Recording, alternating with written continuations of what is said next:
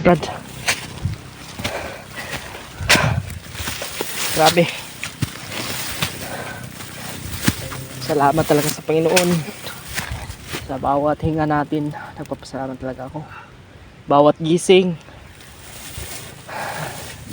ko sa umaga, nagpapasalamat talaga ako sa Panginoon. Sa bawat blessing na dumating sa aking buhay. Salamat Lord Jesus Christ. Salamat sa palaging paggabay mo sa amin, sa akin. Ha? Oh, tubig lang yung nagutol. Sabi namin sa dami-daming pagsubok, talagang hindi tayo pinabayaan ng Panginoong Diyos. Kaya solid talaga mga tol. At sobrang ganda ng tanawin, pero yung mga nakatira dito ay mga bandido lang. Kaya kailangan talaga puksain natin yung mga demonyo na yan, lalo na si Bagnot. Isa yan sa immortal din na ano natin mga tol, mortal na kalaban natin ba, no Brad? Sikapin ko talaga ngayon, Brad, kahit na anong mangyari. Sisikapin ko talaga na matagpuan na batlay. Bugat oy. Nabi bugas na 2 kilo. Sabi ko, sobrang init. Pero dugay na nato na hotdo ng 2 kilo. Duwa naman ta, pero makita yung mga kauban. Pero pag makita natin yung mga kasamahan natin, lalo na si Kuya Raymart, sila John Ray, sila Brad Dave, Sabi naman andun din sila. makita natin. Kuya Bad. Oo, sila Kuya Bad, Julius, makita natin yan sila. Sana lang mga tol, makita natin yan sila mga tol, para may kasama rin tayo. At may kadamay din tayo sa problema na naman. Ha? May ano mga tol?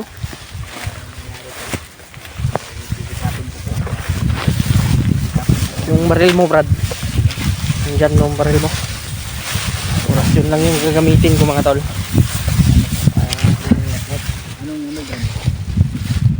Kahit anong mangyari, iwasan muna natin na magpaputok kasi baka mabulabog tayo kaagad ba. Pero kakaakit pa lang natin. Pwede ay orasyon lang yung gamitin natin at silent kill. Ha? Kaya magmasid muna tayo bago tayo papas lang. Bago tayo lulusob, bago natin papasukin, magmasid tayo. Grabe.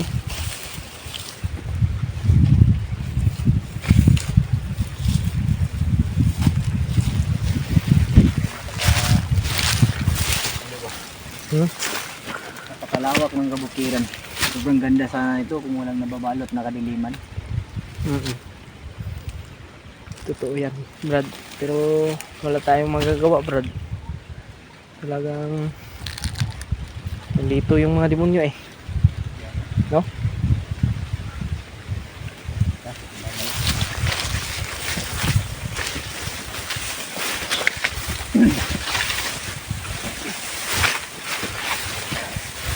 Okay lang tayo mga tol, patuloy tayo. Basta kung ano man yung kaya natin gawin, gagawin natin yan mga tol, para sa bayaw ni Pilot to mga tol. Madadaanan tayo ng nangangailangan ng tulong. Oh. Kung may mga nangangailangan ng tulong na ano, itutulungan natin. Pero kawawa lang yung bata Brad, 3 years old pa, nadamay na sa gulo, nadamay na sa mga ano ng demonyo na mga bandido na yan. Sinisisi ko yung sarili ko ba? Pero huwag mong sisihin yung sarili mo Brad, hindi mo naman ano yung nangyari.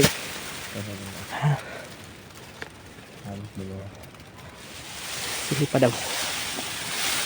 Wala ka na Brad. Wala ka na. Ha?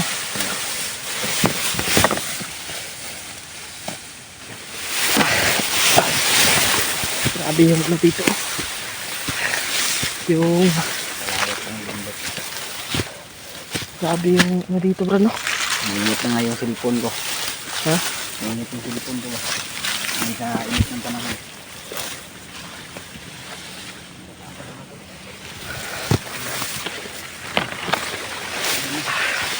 Sobrang liit din natin kaya ganito. Mas mataas pa sa atin yung damo.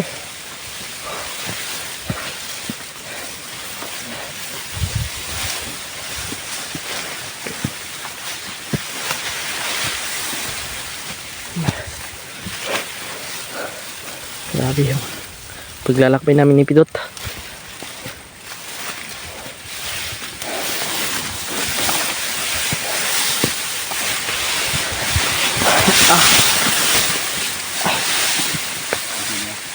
Ha?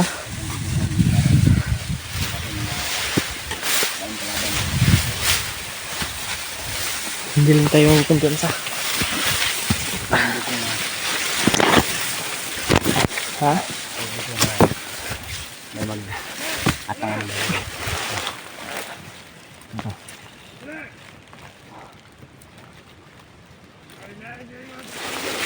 Sana.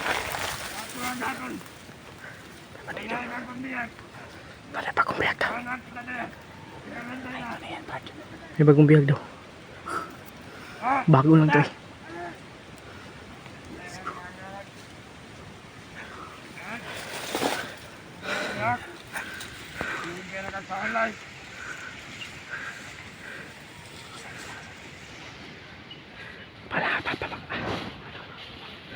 Bata na biyan ba? Ingon ni Commander, kay pagkaan na sa bitan. Bas na mo napad. Ano ito? Ako lang rin rin. Nasa siya ay mami. Salbon. Hindi kita niya. Salud. Gagawa ng bata ka lang. Pagkain daw nila sa ahas. Kawawa yung bata. Brad, kailangan maano talaga natin yan, Brad. Kailangan madali natin na ano ba.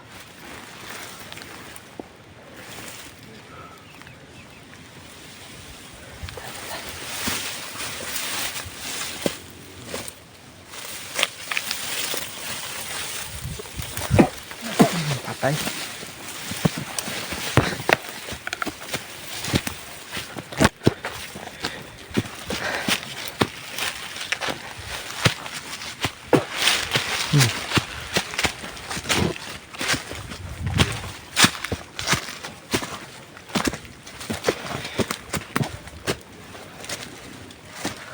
Silipin mo muna dun, Brad. Silipin mo, Brad. Ako bahala dito sa likod. Silipin mo.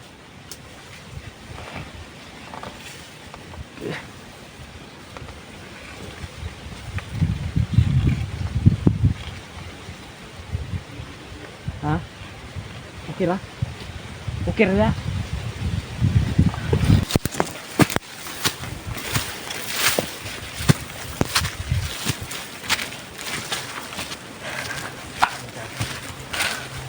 Atin po ito. Lasig na tayo. Huwag mo tayong Sigurado natin yung area na ito. Kasi may mga kalaban na. delikado to dito. Kahit na anong mangyari di. Kahit na may mga kalaban tayo o maambus tayo. Hindi tayo Hindi maghiwalay. tayo Ha? maghiwalay. Dapat Papangako natin yan Isa sa lang yung direksyon natin. isang direksyon lang yung tatakbuhan natin. Para maano natin na walang mahuli. At iwas problema din ba? Sa atin. Oo. Iwasan din natin yung problema dahil lahat-lahat tayo ngayon ay may mga problema din kaya hindi na tayo dadagdag. Kasi sila yung iba nating kasamahan sila Rimark at sila Kuya Pads may problema din sila ngayon at kailangan rin nila na ano yung matagpuan yung anak ni Janre dahil delikado yung mga bata dito tol, nadadamay sa walang kasalanan O yung mga inosente Walang ba, kaalam-alam. madamay-damay, Kaya nga. madadamay sa ginagawa ng mga ano, ginagawa ni Commander Bagno. dahan tayo gamay pa ng last mo.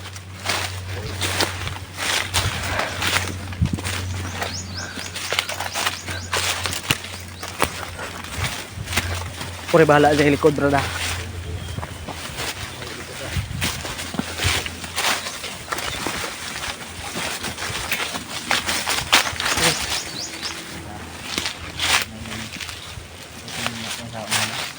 Ha? Saan talaga natin ano, maambus ba?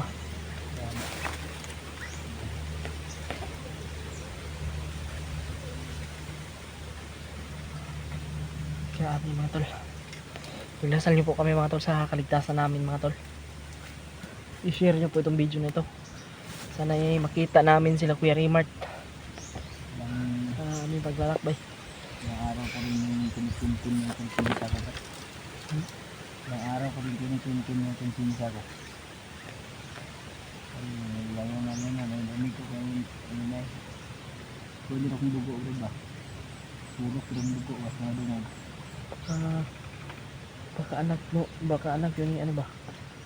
Yung genre yung ipagkain na sa ahas. Kaya tinalam. Pero yung sabi kasi nila, may bago silang bihag. Oo nga eh. Hindi rin tayo sigurado mga tol. Hindi kami sigurado. Baka yung iba. Kaya ba rin yung o di kaya yung ano mo, yung sayo ko ba? yung pamangkin mo ba? Pamangkin mo na yun. Kasi sa bayaw mo yung ano eh. Bayaw ko nga yung baka yun yung bayaw ko yung kukunin na bago ng bihag ko. Oo nga eh. Hindi pa rin tayo hindi tayo maniniwala sa kanila hanggat hindi rin masigurado yung sinasabi nila. Hindi natin makita. Wala tayong Sige natin ebidensya na ba bahala ano. sila tol. Pang matulungan ko may uwi ko dun sa bahay nila. Grabe baka ano naman yung isipin ng kapatid mo ba? Yan. Baka may Baka ako isipin yung ano ba?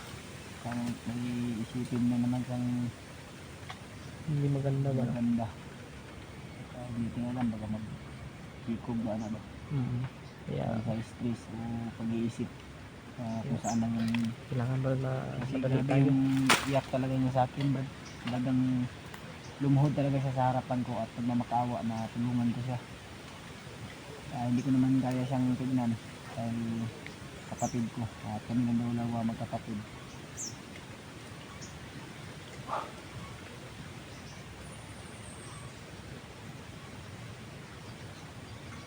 Hindi talaga ng yun na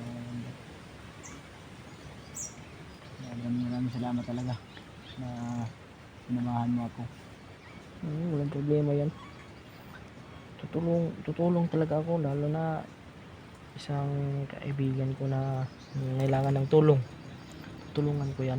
Hindi ako magdadalawang isip na tutulong. Hindi lang isang kaibigan yung turing ko sa'yo, parang kapatid na kita. Kaya tingin mo sa akin nasasaktan talaga ako kung iniisip ko parang gumuguho yung mundo ko dahil kung babalik-balikan ko talaga yung paghingi ng tulong sa akin ng kapatid ko ay mas lalo akong nasasaktan ba. sobrang stress ng mukha ni Pidot. Wala akong tulog, mayos na tulog. Buhat nang nagmamadali talaga ako na Yun niya parang ano ba? yung mata mo ba? Hanggang mayos na tulog. Ito rin yung mata ko dahil may tunog. Grabe yung eyebags ng ni Pidot mga tol. Kailangan talaga ng kasama natin, Brad. Kailangan talaga natin na may kasama tayo ba sa mission na ito. Kasi talagang sobrang laking problema ito. Si Brad Marvin may problema din dahil nadisgrasya siya ng motor. Disgrasya siya mga tol. Hiram lang niya lang yung motor, no? Ulan. Yun, baka siguro. Hiram niya siguro ay Hiram yun ba? Wala nang motor yun. Kasi minsan pinapagamit kasi ni Rimat yung ano niya, itong nakababa kami. Yung problema ko baka yung anak niya, baka ano yung nangyari. At yung asawa niya. Buti yun lang siya ay, yung sugat niya ay dito lang sa ano. Dito. At dito sa siko. May tama ng Di- baril yun, Dito rin sa ano. Marvin. Tama Kamay. So, Saan yung tama niya sa baril? dito siguro yun. Dito. Hindi ko kasi nabisita mga tol sa gawang ano. Sa nagre-relax din ako. Alam niyo naman yung nangyari sa atin. Hindi ko masyadong natandaan kasi nawawala na sa aking isipan yung ano yung nangyayari kasi inisip ko talaga yung kapakanan ng pamangkin ko tol. At ano yun to. Kaya ipagdasalin po natin sila tol. Hinihingi ko po yung pagdarasal nyo. Pagdasal po natin yung pamangkin ko at yung bayaw ko. Ano brad? Sinyalis na brad ba? Nung Anong ibig sabihin nito mga tol? Parang may tinatawag ng demonyo nito ba?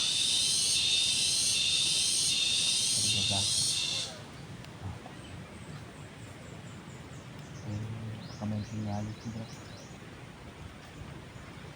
Kakaiba yung huni, hindi pa may rin. Ano naman yung huni? Oo. Ay, dito bro.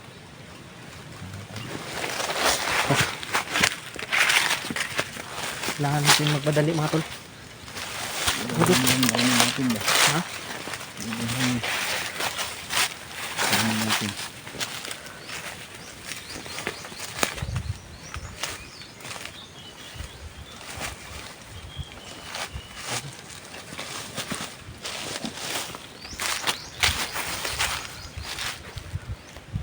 Ano kaya yung brad? Wala. Ano kung ba? Dito tayo ano?